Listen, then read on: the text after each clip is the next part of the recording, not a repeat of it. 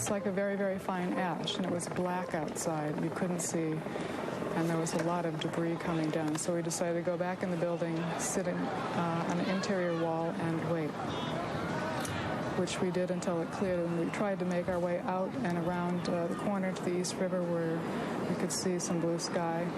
And then we heard another loud crash, and I guess that's, it was my impression that was a bomb. And then we saw the tower collapse as we were running down the block.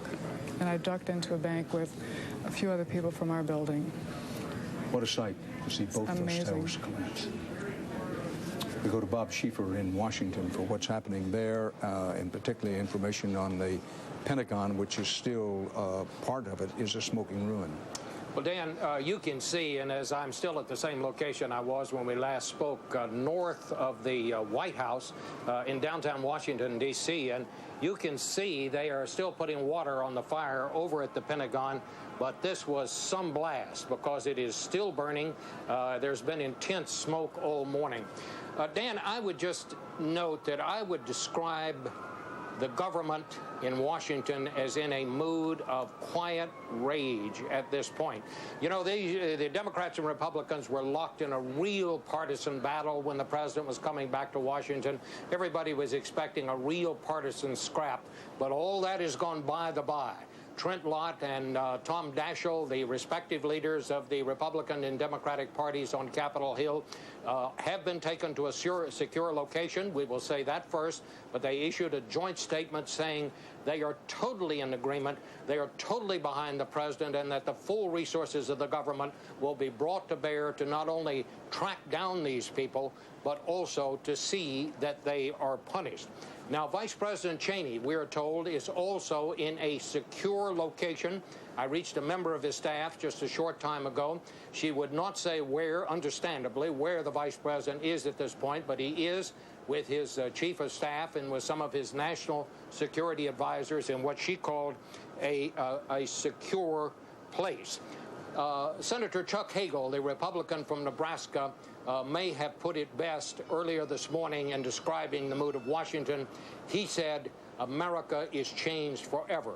I will say again, if these people were trying to get the attention of the official government, they got it. And they will rue the day, Dan, that they did. Bob Schieffer in Washington.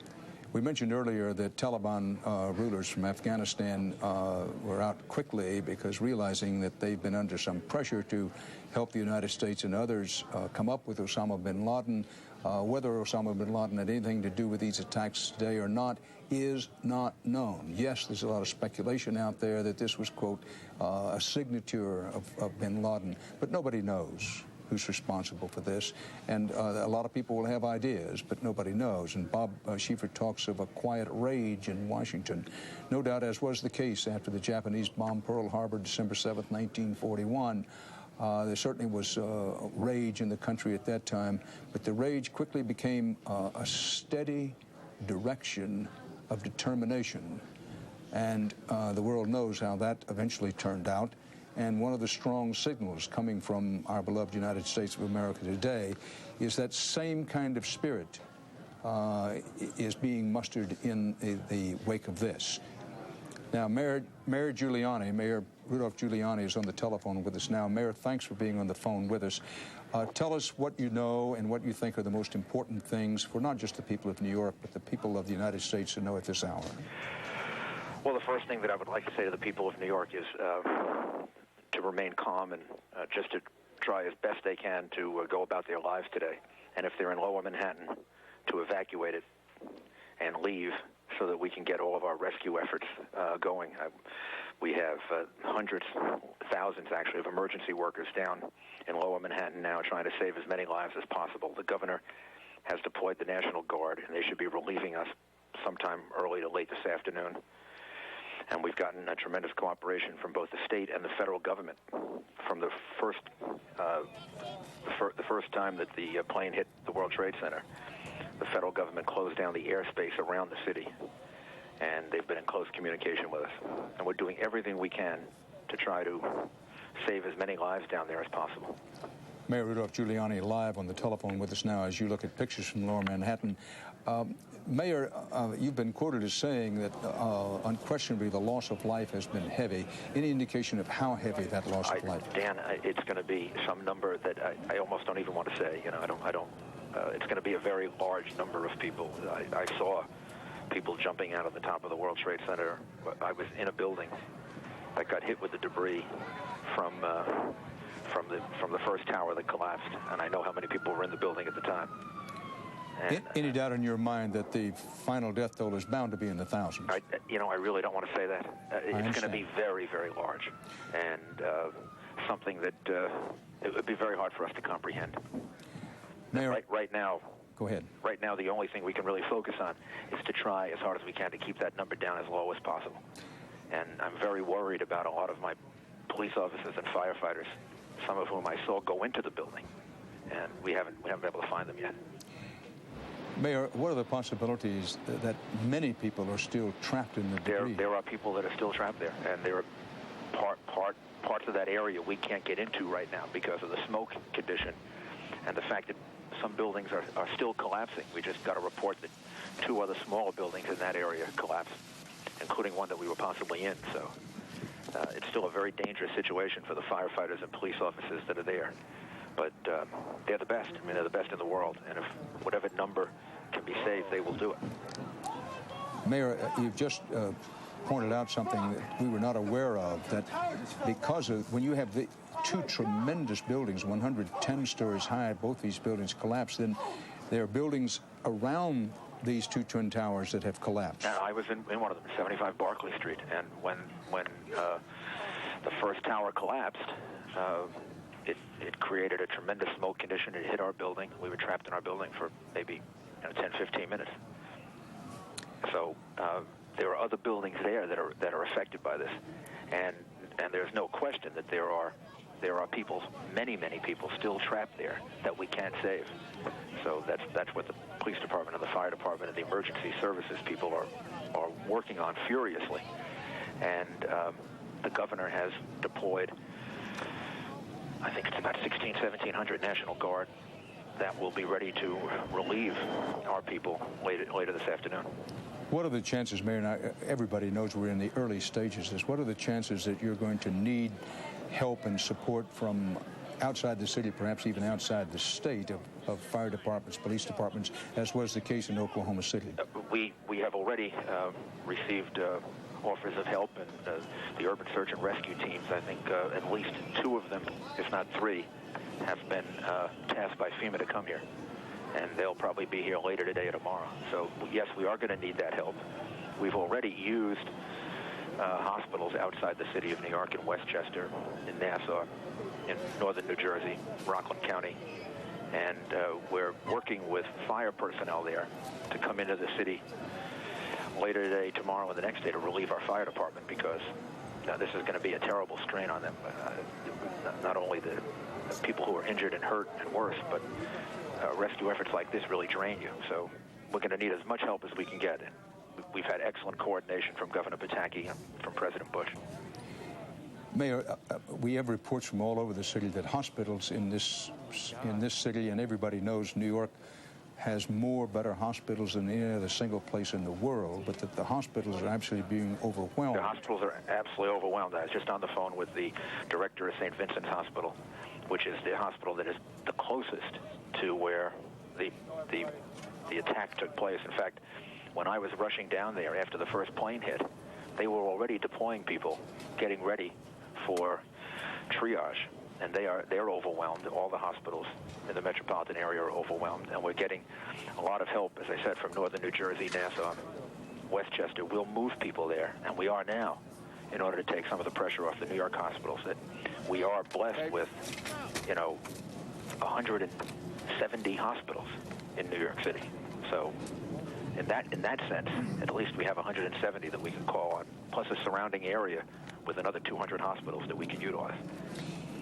Mayor, as the mayor of New York City, had you received information from intelligence agencies to be on any kind of special alert? No, special no specific information of any kind, right up to the moment that it happened.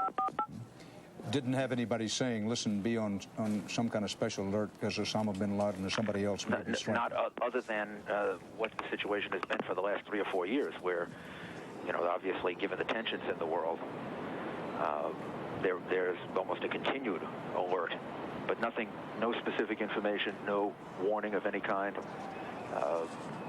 And I've checked both with the police department and the FBI, and they had no warning.